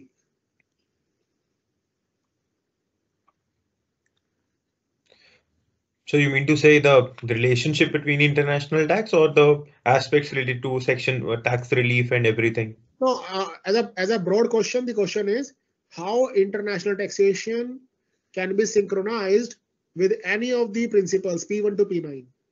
Yeah, they can very well be synchronized. There is no doubt about it. So, like P1, I would say it's ethical. Yes, it will be coming to P1. P1 में आ जाएगा एक तो ALP आ गया आपका. Absolutely. Arms length pricing आ गया, plus गार आ जाएगा. गार आ सकता है, correct. Are you getting my point? Yes. Double taxation avoidance agreements कहाँ पर आ सकते हैं? It could be in stakeholders. Yes, it's in stakeholders on the cross-border investments or Yes. the withholding mechanisms which are there. Dividend is getting repatriated Yes. outside. Yes. And everything. तो what you need to understand, जैसे एक हमारे principal और भी था ना, एक P7 था, इसको हम बोलते हैं पॉलिसी एडवोकेसी. रेगुलेटरी पॉलिसी कोई बन रही है एंड सो ऑन. तो पॉलिसी एडवोकेसी के अंदर there could be scenarios like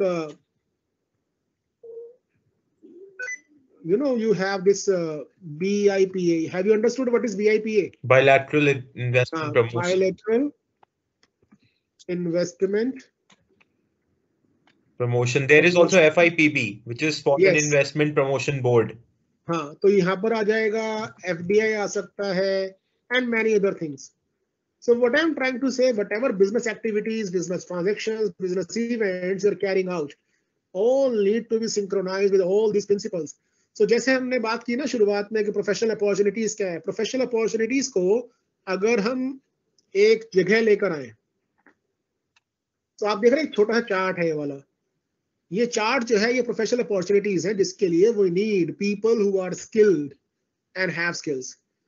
corporate rating के लिए, फंडिंग पैरामीटर्स के लिए, डायरेक्टर्स की ऑब्लिगेशंस के लिए, शेयर होल्डर्स एक्टिविज्म के लिए, ऑडिटर्स जजमेंट के लिए, रिस्ट्रक्चरिंग प्लानिंग के लिए, गवर्नेंस के लिए, केएमपी नोटिफिकेशन के लिए. और उसको मैं और सिंपल कर दूं, so we need professionals for data compilation,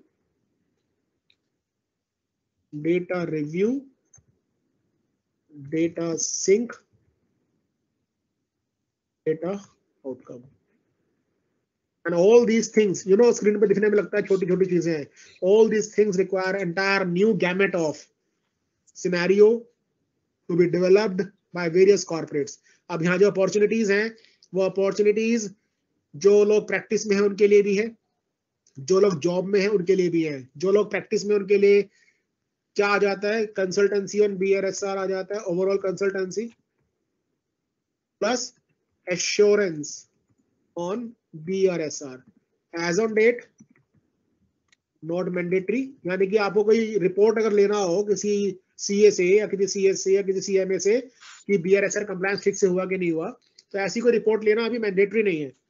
हालांकि जो सेक्शन C है उससे पूछा गया है whether any assessment is being carried out by any external agency or not, तो वो मैंडेटरी नहीं है. लेकिन अगर आप वो कोई रिपोर्ट लेना चाहते हैं, then the consultants or practitioners can provide, and this report shall be provided as per ISA, International Standard on Assurance, which is known as SAE 3400. तो ISAE 3000 है, 3400 नहीं है. 3000 के हिसाब से एश्योरेंस रिपोर्ट भी दी जा सकती है. So I have tried my level best to cover at a macro level कि BRSR primarily है क्या, अच्छी चीज क्या है कि एक क्वेश्चनेयर है. कॉम्प्लिकेटेड चीज क्या है जहां पर आपको अपना विजडम लगाना पड़ेगा, वो ये कि हर क्वेश्चन एक प्रिंसिपल पे निर्धारित है, एंड जितने ही प्रिंसिपल्स हैं वो आपस में इंटरकनेक्टेड हैं.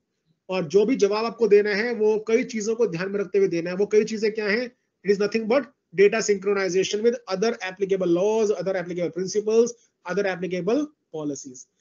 तो यशु जी मेरी तरफ से तो इतना ही था। किसी का कोई सवाल हो तो आप पूछ सकते हैं, बाद में कोई सवाल आए तो आप ईमेल पर या फोन पर पूछ सकते हैं। Preferably I will be happy to reply on emails. Thank you so very much, sir.